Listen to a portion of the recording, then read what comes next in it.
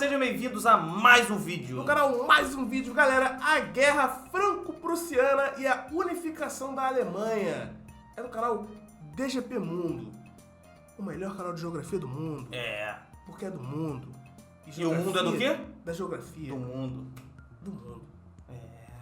Vamos lá, Franco deve ser de França e Prussiano deve ser de alemã. Então, let's go! A Guerra Franco-Prussiana e a unificação alemã. Para entendermos este evento, precisamos primeiro entender como era a França e os vários estados germânicos que existiam neste tempo. Então, se vocês assistiram os vídeos das guerras napoleônicas, vão lembrar que no fim das guerras, a França acabou virando um reino novamente, e perdeu grande parte da sua influência e prestígio sobre a Europa. O novo reino da França não foi muito bem, então em 1848 outra revolução aconteceu, e a Segunda República Francesa foi estabelecida. E você sabe quem foi o eleito presidente? Francesa, né? Um cara chamado Carlos Luiz Napoleão Bonaparte. Sim, ele era o Napoleão, mão nas partes. filho do irmão de Napoleão, e como a França não estava em uma situação muito boa, ele achou que seria legal declarar o Império Francês novamente para voltar aos tempos de glória, se tornando assim Napoleão III da França. E isso até que funcionou. Nos anos seguintes, a França conseguiu se recuperar economicamente, e a sua moral até que não estava tão ruim como antes, até a Prússia chegar. Agora vamos para os estados germânicos, porque aqui as coisas ficam mais complicadas. Basicamente o que hoje conhecemos como Alemanha e Polônia eram vários reinos, ducados, principados e cidades livres e independentes. No entanto, eles eram próximos, pois na sua grande maioria falavam alemão. E inclusive no Congresso de Viena foi criado a Confederação Germânica, que não era exatamente um país, era A Confederação Germânica foi criada após a derrota de Napoleão em 1815 e contava com 39 países membros. mais uma associação política e econômica. O mapa tá gigantesco aí da Alemanha, hein?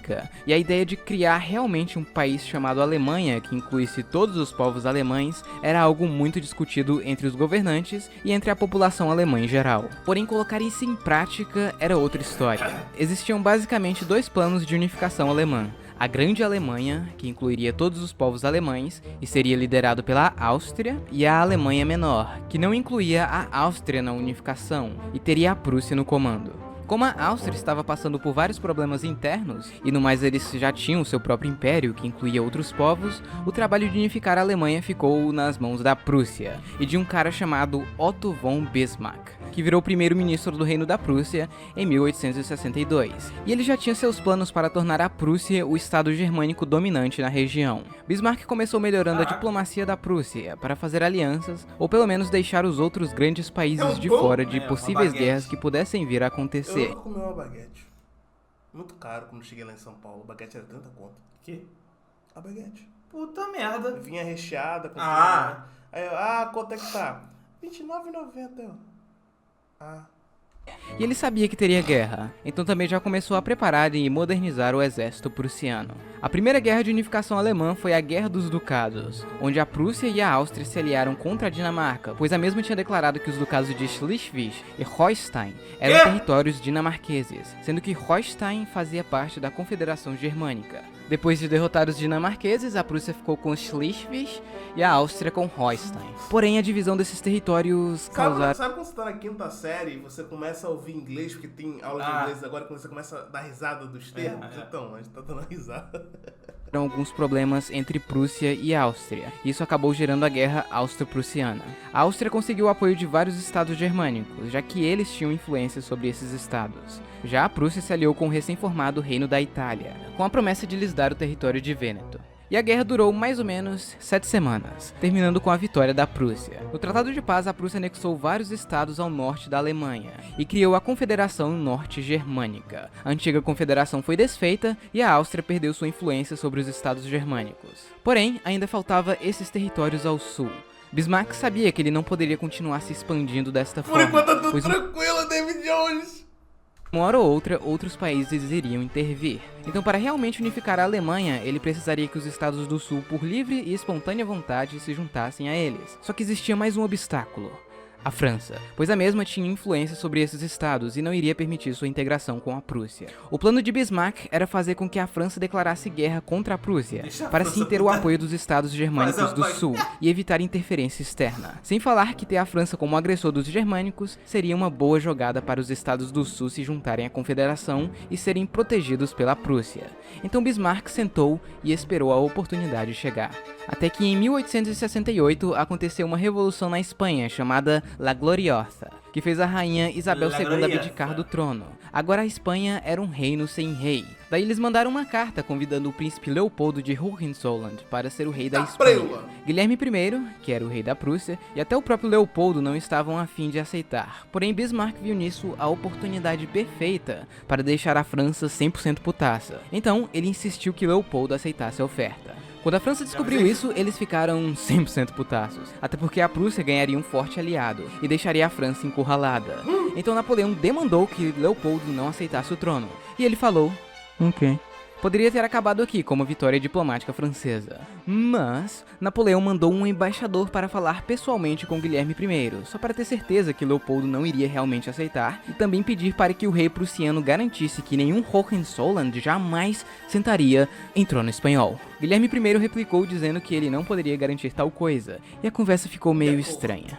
Mais tarde naquele dia, Guilherme mandou uma mensagem para Bismarck, informando sobre o encontro que teve com o embaixador, e disse que ele poderia comunicar à imprensa sobre o ocorrido. Porém, antes de mandar para a imprensa, Bismarck alterou o texto, encurtando e mudando o sentido das frases. Quando esse texto alterado chegou aos jornais franceses, eles ficaram furiosos, pois parecia que o Guilherme I tinha desrespeitado o embaixador e não tinha dado a mínima para as exigências francesas. Não demorou muito para vários franceses irem para as ruas de Paris pedir por guerra. Então no dia 19 de junho, a França declara guerra oficialmente à Prússia, iniciando assim a Guerra Franco-Prussiana. Com a declaração de guerra vindo por parte dos franceses, os reinos e ducados do sul se alinham imediatamente com a Prússia, e isso ferrou com os planos franceses, já que eles esperavam uma ajuda desses estados, e talvez até da Áustria. Agora, se formos ver pelo lado prussiano da história, tudo ocorreu como planejado. Napoleão III achava que iria derrotar a Prússia e retomar o prestígio da França. Porém, seu exército não era tão bem treinado e organizado quanto o exército prussiano. Uma das suas poucas vantagens era o rifle francês, que era bem superior aos usados pelos seus inimigos.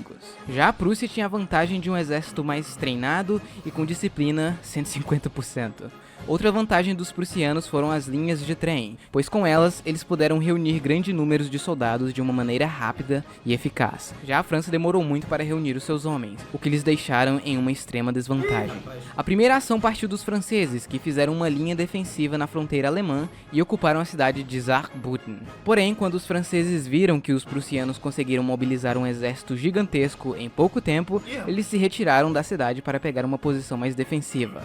Assim que os prussianos chegaram na fronteira, eles começaram uma grande ofensiva, e apesar de sofrer pesadas baixas por causa dos rifles franceses, a Prússia conseguiu vitórias consecutivas nas batalhas de Wissembourg, Spicheren e Wörth, o que forçou o exército francês a recuar. Alguns dias depois aconteceu a maior batalha da guerra, aqui em Gravelotte, onde mais uma vez os prussianos venceram, forçando os franceses para Metz, ou Metz, onde os prussianos ainda conseguiram cercá-los. Enquanto isso, outra força francesa estava se organizando aqui nesta região, onde os prussianos já estavam avançando, iniciando a Batalha de Sedan, que foi a mais importante da guerra. Os prussianos conseguiram cercar o exército francês em Sedan, além de conseguir uma posição vantajosa para usar sua poderosa artilharia. Esse exército que estava em Sedan estava sendo comandado por Napoleão III em pessoa. Quando ele viu que não tinha mais jeito, ele e seu exército acabaram se rendendo. Sim, o imperador francês acabou sendo capturado nas primeiras semanas de guerra. Quando essa notícia chegou em Paris, os franceses entraram em pânico, e a Terceira República Francesa foi declarada, desta vez no comando do Governo de Defesa Nacional, que começou a planejar uma maneira de contra-atacar os prussianos. Porém, eles precisavam ser rápidos, pois depois da vitória em Sedan, os prussianos marcharam livremente até Paris, onde eles começaram um cerco à cidade. O ministro de Defesa francês conseguiu escapar do cerco usando um balão, e começou a formar uma resistência aqui na cidade de Tours, e eles tentaram várias vezes quebrar o cerco de Paris, mas falharam miseravelmente. O general Moltke, que foi o principal comandante das forças prussianas durante esta guerra, queria apenas cercar a cidade e deixar os parisienses sem comida e suprimentos, até que eles se rendessem. Porém, depois de alguns meses, o cerco estava ficando muito caro para a Prússia, então eles começaram também a usar a sua artilharia na cidade, que era o que o Bismarck queria desde o início. Mas no geral, isso não mudou muito a situação. Em Paris as coisas estavam um caos. Depois de um tempo a comida acabou e as pessoas começaram a matar animais como cachorros, gatos, ratos e até cavalos para poder se alimentar. E ficou assim por longos 4 meses. Em janeiro do ano seguinte, a França sabia que não teria mais jeito, então algumas conversas de paz começaram a ser feitas. Enquanto isso, os Estados do Sul concordaram em se unir com a Confederação Germânica. Então no dia 18 de janeiro de 1871, no famoso Palácio de Versalhes, que era o palácio dos monarcas franceses, Guilherme I foi coroado o Imperador da Alemanha, nascendo assim o Império Alemão. 10 dias depois, o governo francês se rende, dando fim à guerra. No entento, os parisienses estavam famintos e furiosos com o governo francês. E o que acontece nessa qual situação... é, cara? Ele fez isso daqui pra fazer uma magreza. Nossa, costela, né? velho. Costela. Principalmente quando estão muito famintos, uma revolução socialista. Sim, Paris foi tomada pela Comuna de Paris. Então ainda houve alguns conflitos depois da guerra, entre o governo francês e o pessoal da Comuna de Paris. O tratado de paz imposto pelos alemães foi pesado. A França deveria reconhecer o recém-formado Império Alemão, pagar uma dívida de mais ou menos 5 bilhões de francos, e talvez o mais doloroso, eles teriam que ceder as regiões de Alsácia e Lorena, uma região com alto número de germânicos. A Alemanha ainda ocuparia o norte da França por mais ou menos 3 anos para garantir que a dívida seria paga. Ou seja, a França foi completamente humilhada pela Alemanha, o que criou um sentimento de vingança e revanchismo nos franceses contra os alemães, sendo este um dos principais motivos da França entrar na Entente e, obviamente, na Primeira Guerra Mundial. E só por curiosidade, o Reino da Prússia não deixou de existir por causa da unificação alemã, pois dentro do Império ainda existiam reinos, ducados, principados, cada um sendo governado pelas suas respectivas famílias reais. E bom pessoal, no mais é isso, espero que vocês tenham gostado. Queria agradecer aos novos patrocinadores, Gothic Girl, Realzão Zoeira, João Vitor, Vitor Gabriel, Stalkeador Direito, Illuminati Gamer, Enderboy, Gustavo, Sr. Fox, Nathan ou Nathan BR, William, Ceará Ball, Guires Joga, Tio Heitor Gamer, GG Gameplay, Thiago Rodrigues, Jaldo Pereira e Davi. Tem o Henrique Fontes também. Além também dos patrocinadores antigos. Cara, geografia e história, eles eram assim, mano. Era muito da hora, tá ligado? E eu sabia que os bagulhos de Prússia era da alemão, mas era algo alemão, mas eu não sabia que tinha todo esse contexto, deve ter bem mais, né? Deve ter muito mais. A gente viu o básico, né, cara? E é bizarro que, tipo assim, a gente aprende o quê? Guerras não sei o quê, umas guerrinhas ali, mas, mano, o tanto de guerra que teve foi sacanagem, velho. Papo reto, mano. Pelo Resolvido com guerra, cara. Fala assim, mas, mano, olha só, tem um povo aqui que eles são alemães. Eles estão aqui na França, mas eles são alemães. Como é que a gente vai fazer? Se eles quiserem, eles podem ficar. O território pode ser de vocês. Caraca, sério? É só assinar aqui. Valeu! Não, porque o território é meu! É orgulho, ego!